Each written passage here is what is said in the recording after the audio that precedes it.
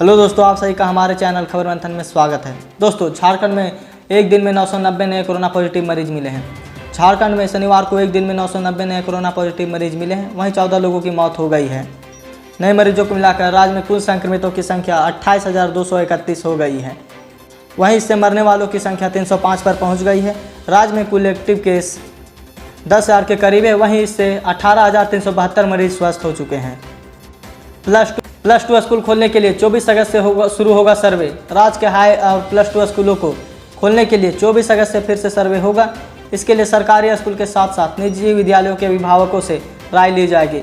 यह सर्वे 31 अगस्त तक चलेगा। इसमें मुख्य रूप से अगले साल फरवरी मार्च में होने वाली मैट्रिक और इंटरमीडिएट की परीक्षा को फोकस करते हुए यह सर्वे किया जाएगा। इसमें अभिभावकों से पूछा जाएगा कि अगर 15 सितंबर से स्कूल खोले जाते हैं तो क्या आप अपने बच्चों को स्कूल भेजेंगे, और इसके बाद ही स्कूल को खोलने का निर्णय लिया जाएगा। आपका क्या राय, आप हमें कमेंट में ज़रूर बताएं, क्या स्कूल खुलना चाहिए या नहीं। 4 सरकारी बैंकों को बेचेगी सरकार। देश के 4 सरकारी बैंक इस साल बिक जाएंगे। जिन बैंकों को बेचना है उनमें Punjab and Sind bank, UCO bank, IDBI bank और बैंक ऑफ महाराष्ट्र शामिल है। पीएमओ ने आला अधिकारियों से कहा कि इन चारों बैंकों को निजी हाथों में बेचने से संबंधित सारी प्रक्रियाएं जल्द से जल्द पूरी हो जाएं। कोरोना वायरस संकट की वजह से टैक्स कलेक्शन में आई कमी से सरकार का खजाना खाली है, जिसके कारण बैंकों को निजी हाथों में बेचकर पैसा जुटाना चाहती है। तो क्या बैंकों को बेचना चाहिए या नहीं, हमें कमेंट में ज़रूर बताएं। झारखंड में एक बार फिर से मानसून सक्रिय। 25 अगस्त तक भारी बारिश की आशंका। मौसम विभाग ने जारी किया अलर्ट। मानसून इस बार मेहरबान है। अच्छी बारिश झारखंड में किसानों के साथ साथ आम लोगों के चेहरे पर भी रौनक ला रही है। मौसम विभाग ने अपने पूर्वानुमान में बताया कि 23 अगस्त से झारखंड में फिर मानसून सक्रिय रहेगा। कई जिलों में भारी बारिश हो सकती है। 23 अगस्त को पूर्वी उत्तरी दक्षिण पूर्वी भागों में 1-2 स्थानों पर भारी बारिश हो सकती है। वहीं 25 अगस्त को 1-2 स्थानों पर भारी बारिश की चेतावनी जारी की गई है, जिसके बाद मौसम विभाग ने वज्रपात को लेकर भी जारी अलर्ट किया है। झारखंड के 3 शिक्षकों को मिलेगा राष्ट्रपति पुरस्कार। झारखंड के 3 शिक्षकों को इस साल राष्ट्रपति पुरस्कार मिलेगा। बोकारो के चास स्थित रामरुद्र प्लस 2 हाई स्कूल की शिक्षिका निरुपमा कुमारी, सिमडेगा के बनो स्थित सरकारी मिडिल स्कूल के प्रभारी समिति कुमार सोनी और जमशेदपुर के तारों पर स्कूल की वाइस प्रिंसिपल इशिता डे को पुरस्कार मिलेगा। केंद्रीय शिक्षा मंत्रालय ने शुक्रवार को इस पर अपनी मुहर लगाई है। राष्ट्रपति रामनाथ कोविंद शिक्षक दिवस के अवसर पर इन शिक्षकों को सम्मानित करेंगे। 2021 में कब से शुरू होगा IPL, BCCI boss Sourav Ganguly ने दी बड़ी अपडेट। इंडियन प्रीमियर लीग के 13वें सीजन के लिए टीम UAE पहुंच रही है। इस बीच IPL के अगले सीजन को लेकर भी अपडेट सामने आ गई है। भारतीय क्रिकेट कंट्रोल बोर्ड यानी BCCI के बॉस सौरव गांगुली ने बोर्ड से जुड़ी राज्य इकाइयों को इस बात की सूचना दे दी है कि अगले साल IPL किस महीने में कराया जाएगा। BCCI IPL 2020 के साथ साथ IPL 2021 और तमाम सीरीजों की प्लानिंग कर रही है। BCCI के अध्यक्ष सौरव गांगुली फिलहाल भारतीय क्रिकेट बोर्ड की प्रतिबद्धताओं पर काम कर रहे हैं, जिसमें भारत का ऑस्ट्रेलिया दौरा और फिर इंग्लैंड दौरा शामिल है। दूसरी कोरोना वैक्सीन लॉन्च करने की तैयारी में रूस। सितंबर तक पूरा हो जाएगा परीक्षण। दुनिया भर में कोरोना वायरस के अब तक 2 करोड़ से अधिक रोगियों की पुष्टि हो चुकी है और यह संख्या तेजी से बढ़ रही है। इसी बीच रूस ने दुनिया की सबसे पहली कोरोना वैक्सीन का ऐलान कर सबको हैरान कर दिया है। अभी पहले वैक्सीन को लेकर विवाद खत्म नहीं हुआ था कि अब रूस कोविड-19 की दूसरी वैक्सीन लॉन्च करने की तैयारी कर रहा है। एक रिपोर्ट में कहा गया कि सितंबर तक दूसरी कोरोना वैक्सीन का परीक्षण पूरा कर लिया जाएगा। मीडिया रिपोर्ट के मुताबिक रूस के vector state research centre of virology and biotechnology द्वारा विकसित की गई कोरोना वैक्सीन ने मनुष्यों के द्वारा शुरुआती परीक्षण में अच्छा प्रदर्शन किया है। PM किसान योजना के लाभार्थियों की नई सूची जल्द जारी करेगी सरकार। प्रधानमंत्री किसान सम्मान निधि योजना के तहत किसानों को सालाना 6,000 रुपये की आर्थिक सहायता प्रदान करने के लिए सरकार की ओर से वित्त वर्ष 2020-21 के लिए लाभार्थियों की नई सूची जल्द जारी किया जाएगा। इस योजना का लाभ पाने के लिए जिन लोगों अपना रजिस्ट्रेशन कराया है वे सूची में अपना नाम ना होने और होने की जांच कर सकते हैं। इसके साथ ही जिन किसानों ने अभी तक इस योजना का लाभ अभी पाने के लिए रजिस्ट्रेशन नहीं कराया वो भी जल्द से जल्द रजिस्ट्रेशन करा सकते हैं। आपका सूची में नाम है या नहीं उसे देखने के लिए आप pmkisan.gov.in पर जाकर देख सकते हैं। सुशांत सिंह का पोस्टमार्टम करने वाले डॉक्टरों से CBI ने की पूछताछ। मुंबई पुलिस को लेकर हुआ बड़ा खुलासा। सुशांत सिंह राजपूत मामले की जांच अब CBI द्वारा की जा रही है। इस बीच इस केस के एक के बाद एक नई चीज़ें सामने आ रही है। कहीं नए खुलासे हो रहे हैं। CBI के अधिकारियों ने सुशांत सिंह के पास पोस्टमार्टम करने वाले डॉक्टरों से पूछताछ की है।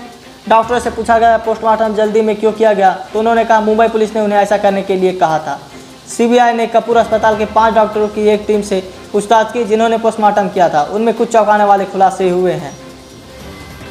सुशांत सिंह का सुसाइड था या मर्डर, आप हमें कमेंट में अपना राय जरूर बताएं। मोदी सरकार का बड़ा ऐलान, बेरोजगार कामगारों को 3 माह तक मिलेगा आधा वेतन। कोरोना महामारी के संकट में घिरे बेरोजगार औद्योगिक श्रमिकों के लिए सरकार ने एक बड़ी राहत की घोषणा की है।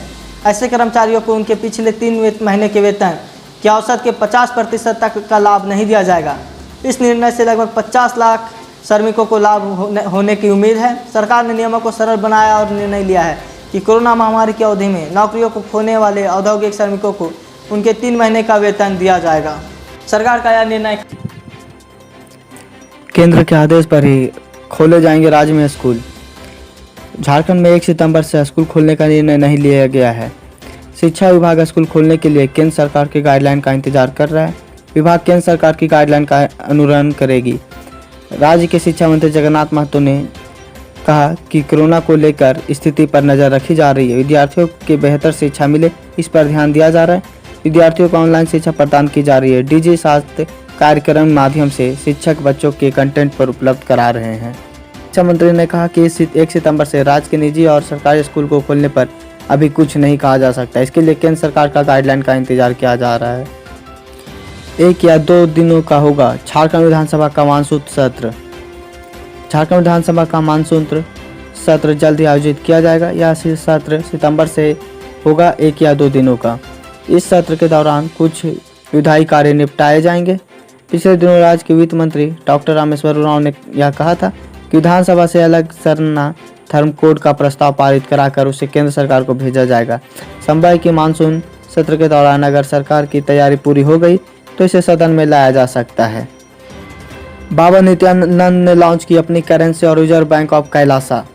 रेप के आरोपी भगोड़े बाबा नित्यानंद ने अपना केंद्रीय बैंक और उसके करेंसी लॉन्च किया। उसने बैंक का नाम रिजर्व बैंक ऑफ कैलासा रखा है। ये बैंक भगोड़े बाबा के अपने घोषित देश कैलासा में होगा। इस भगोड़े बाबा के देश की जांच एजेंसियां तलाश कर रही है। इससे पहले एक ऑनलाइन वीडियो में बाबा नित्यानंद ने ऐलान किया कि वह आधिकारिक तौर पर 22 अगस्त को रिजर्व बैंक ऑफ कैलासा की करेंसी लॉन्च करेगा। नित्यानंद ने बताया था कि इसे लेकर एक देश के साथ समझौता पत्र पर हस्ताक्षर भी हो चुका है। केंद्र का राज्यों का निर्देश, अंतर्राज्यीय और राज्यों के अंदर लोगों को आवागमन पर ना लगाए पाबंदी। देश भर में कोरोना वायरस के बढ़ते मामलों के बीच केंद्र अनलॉक 3 लागू हो गया है, लेकिन कुछ राज्य में अब भी लॉकडाउन लागू है।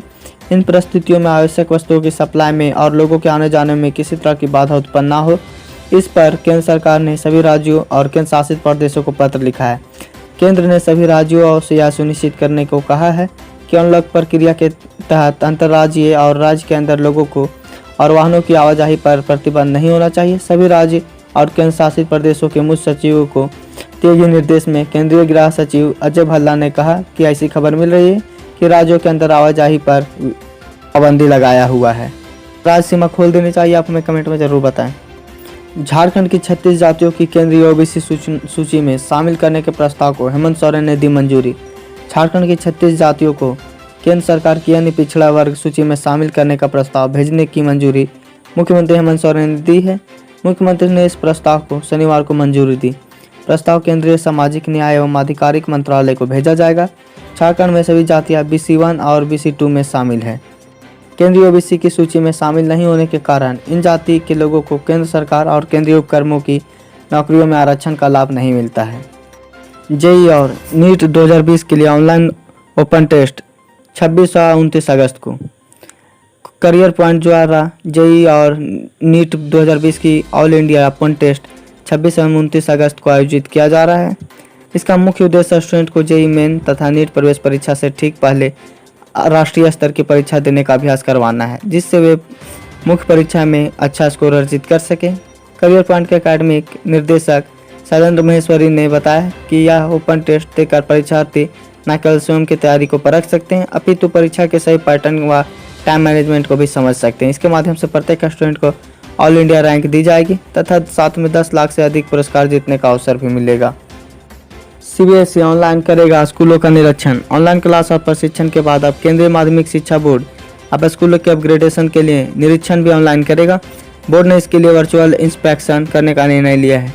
सीबीएसई की ओर से इस संबंध में सभी स्कूलों को एक नोटिस जारी किया गया है।